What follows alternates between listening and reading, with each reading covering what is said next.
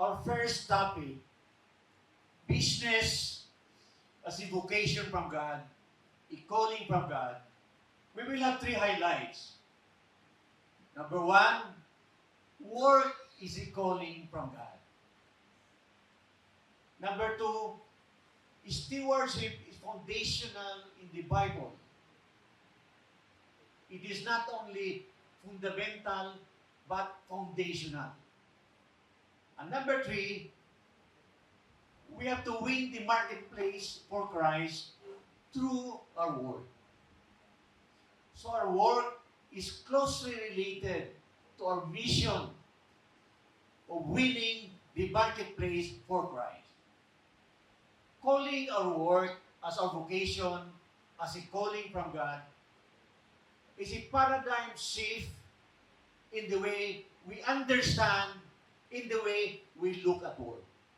The common view of work is that we work, we want to get money to support our family, to support our needs, and we have a business, we compete, we want to make a lot of money, we want to succeed.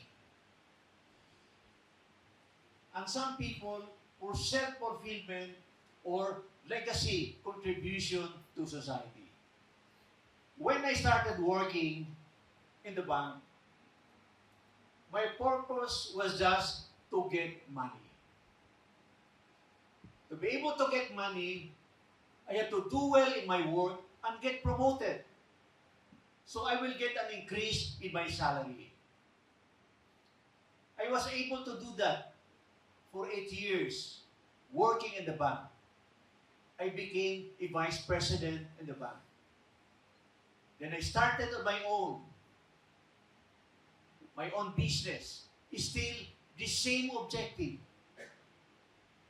Making money, being successful as a businessman to make more money. Indeed, I was very successful. I was able to build our dream house in a high-end village in Quezon City, Ayala Heights. But everything fell down during the Asian financial crisis. I lost everything. Money can easily be lost. So after that, with nothing to do, I was jobless in Tacloban. I was not jobless in Manila. We went to Tacloban to start a new life.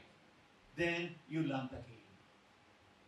Another problem, another hurdle. God makes us His co-worker, His steward. In Genesis 2:15, the Lord took the man and put him in the garden to work it and take care of it. This one is before the fall of man. From the very beginning, in God's plan of creation, He already planned man to be part of creation, to tend the garden, to cultivate the garden, and take care of the garden. So we are called to care for, develop, and manage, and bring to perfection what God has entrusted to us.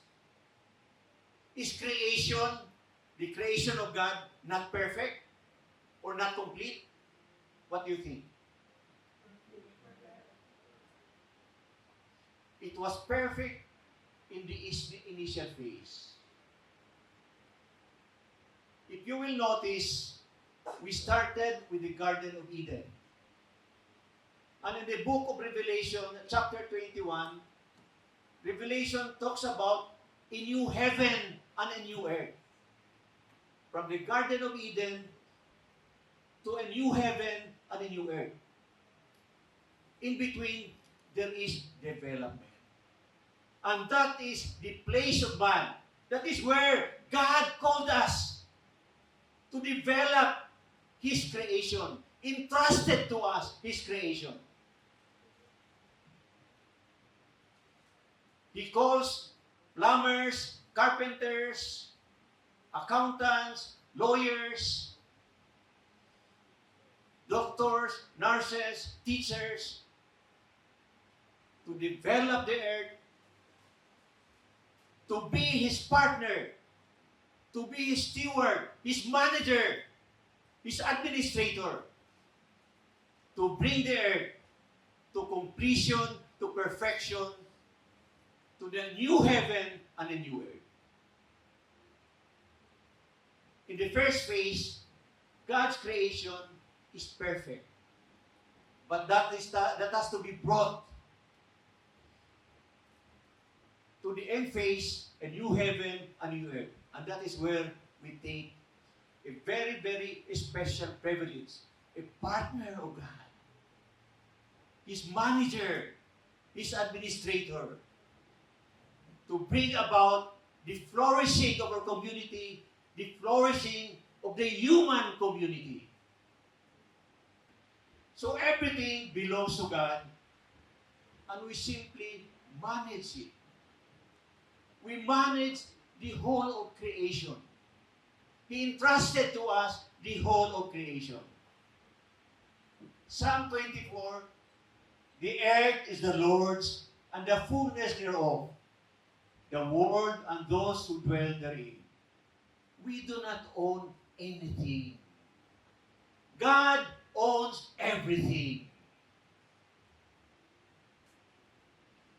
And the first mandate to us, be fruitful and multiply, and fill the earth, and subdue it, and have dominion, meaning to care and rule like a king, not to exploit.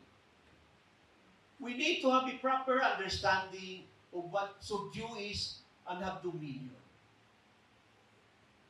Because most of our, especially our political leaders, or leaders, they think of subduing or having dominion as exploiting, getting everything for themselves.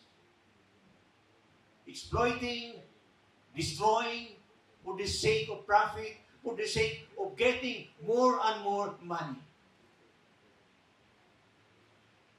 Subdue in Hebrew means kabas. And the meaning of kabas is to press down, like pressing down fruits to get the juice, to get the wine.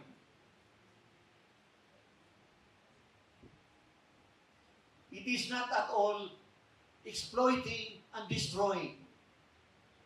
It also means subduing a land to make it arable, to make it a farmland, to plant seeds, to plant plants for the need, for our need, for the need of the human community, to make it productive. It is not at all destroying or exploiting. And having dominion is to rule like a king. The usage in Hebrew is this: like a good shepherd. The good shepherd has to install discipline among the sheep so that the sheep will follow him. But the shepherd leads the sheep to green pastures and to springs of water. The shepherd disciplines the sheep for the good of the sheep. Not to rule over, but for the good of the sheep. That is the leadership in our community. You work for the flourishing of the human community. You work for the common good. Not only your own good. So in stewardship, the first job description and the most important description in the stewardship is faithfulness. be a faithful steward. So in 1 Corinthians, it says, moreover, it is required of stewards that they be found faithful. Jesus teaches us his stewardship directly. In the parable of the talents, in Matthew chapter 25, what happens during the parable of the talents? A landowner, the Lord, gives his servants 5 talents, 3 talents, and 1 talent. The person, the servant who was given 1 talent, buried the talent. Buried the money he was given. And the servants given the 2 talents and the 5 talents, invested the talents, invested the money. And the money produced more. And God, or the servant, the landlord, praised the 2 servants who invested their money and produced more money. But he punished the servant who hid the money. God gives us all our talents, our resources, our know-how, our intellect, everything with expectation, with the intention, with the command that we use our talents, we invest our talents, we invest the resources that has been given us for the benefit of the community, for the common good, for the flourishing of the human community. It is not intended for us alone. We are just stewards of God. So work is a noble thing. It is part of what it means to be a human. What it means to be created in the image and likeness of God. God himself is a worker. He created the world. That is work. He created us. That is work. He sustains us. That is work. Work or business, profession is a noble thing. Work is generic. It means both business or your profession as a teacher, as a doctor, as a nurse. As God's representatives, humans have to work to care for the earth and develop it, a co-worker with God. What special privilege. In the work of creation, God completed first the creation of the universe. And last of all, He created us, humans, the summit of His creation. He prepared everything for the coming of the human person. And it is only us given the privilege of co-working with God to bring about the completion, the perfection of the world from the Garden of Eden to the new heaven and the new earth. What a privilege. What a blessing from God. God did not give this privilege to the angels, but to us, human persons, His adopted sons and daughters.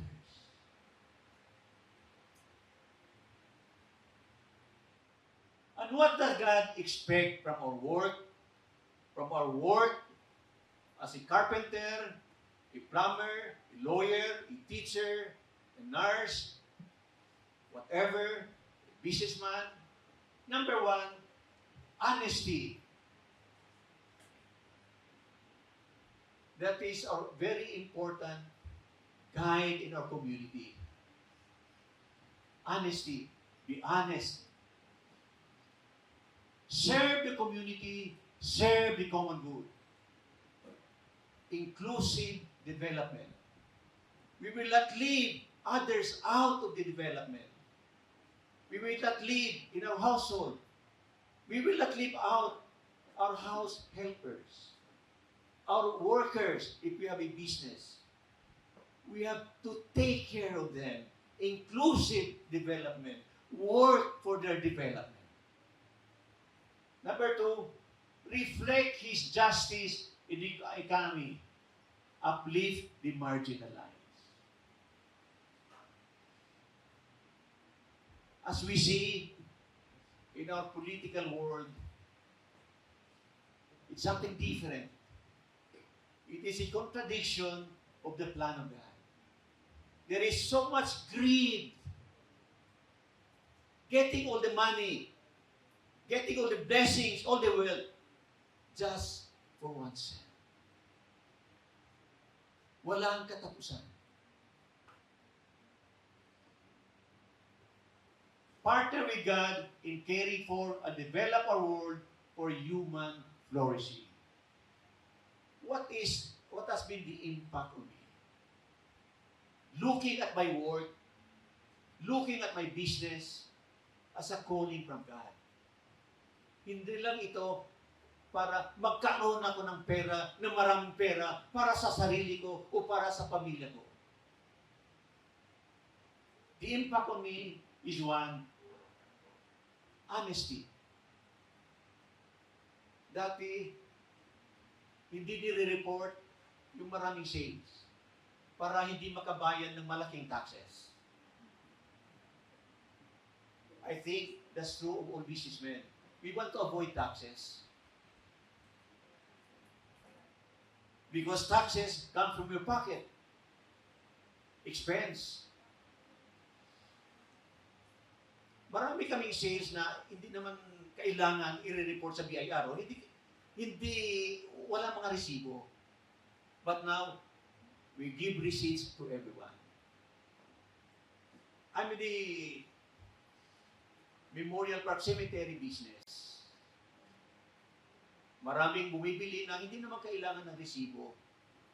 We can escape that. But now, we try as much as possible magbigay ng resibo. Kung ayaw nilang tanggapin, magbigay pa rin kami ng resibo. So, malaking taxes na babayad, malaking nawawala sa revenue na pumapasok. But that is the effect, the impact on us, on me, in the way I run my business. And then, generosity. God continues to bless our business. We thought of helping the marginalized, especially the poor children. We started a scholarship program. We sent to school every year close to 150 indigent children. The program has already produced 34 graduates, mostly teachers, late passers, but hindi nakapasok sa DepEd dahil kailangan raw may backer. And the number 3, I'm very conscious of doing well in my business, in being successful in my business, so that I can have more resources to share to those in need.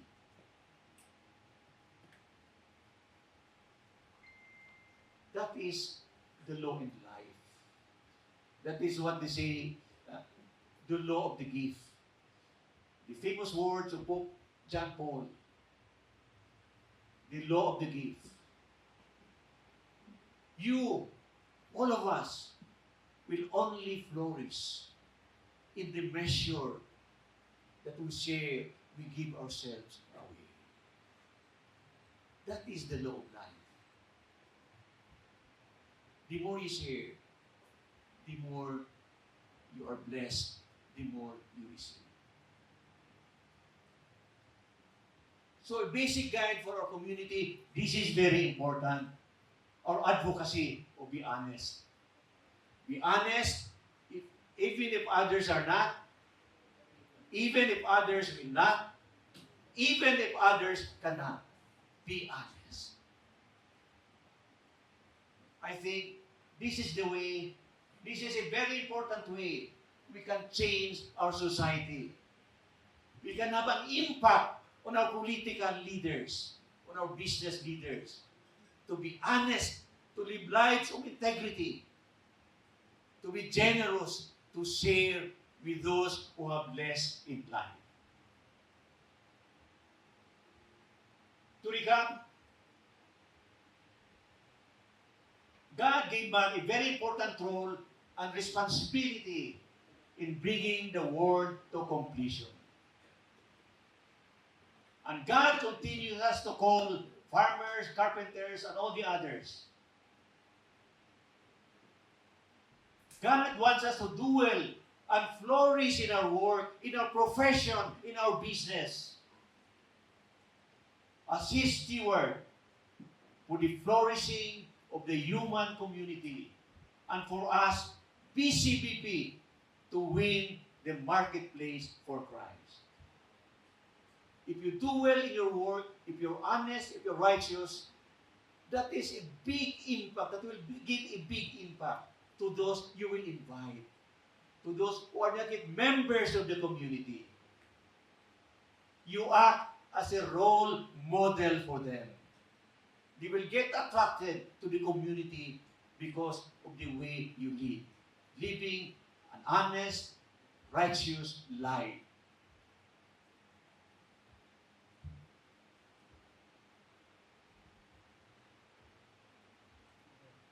I think that's the end. So, consider now your work. Look at your work, your profession, as your vocation, a calling from God. It is not only for you to get money, for you and for your family. This is a sacred calling. This is a sacred vocation. Just like He calls people to be priests, to be nuns, that is a sacred calling. Our work, our profession, our business is a sacred calling from God. Because through our work, we flourish our community, we flourish the human community. We win the marketplace for Christ.